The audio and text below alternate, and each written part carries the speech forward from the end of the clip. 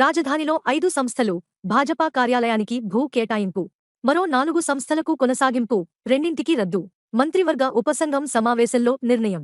రాజధాని అమరావతిలో కొత్తగా 5 సంస్థలకు, భాజపా కార్యాలయానికి కలిపి 7.4 ఎకరాల భూమిని ప్రభుత్వం కేటాయించింది.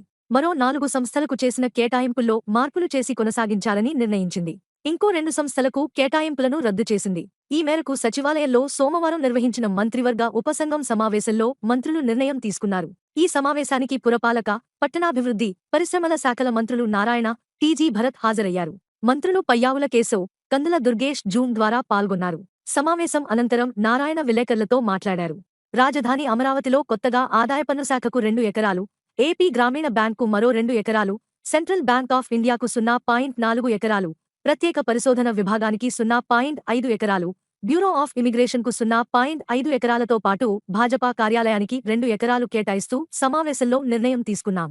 అదే విధంగా సీబీఐకి 2 ఎకరాలు, జియోలాజికల్ సర్వే ఆఫ్ ఇండియాకు మరో 2 ఎకరాలు, రాష్ట్ర ఫోరెన్సిక్ సైన్స్ ల్యాబ్కు 5 ఎకరాలు, ఏపీ ఆపరేటివ్ బ్యాంకు 3 ఎకరాల చొప్పున గతంలో చేసిన కేటాయింపులు కొనసాగించాలని నిర్ణయించాం.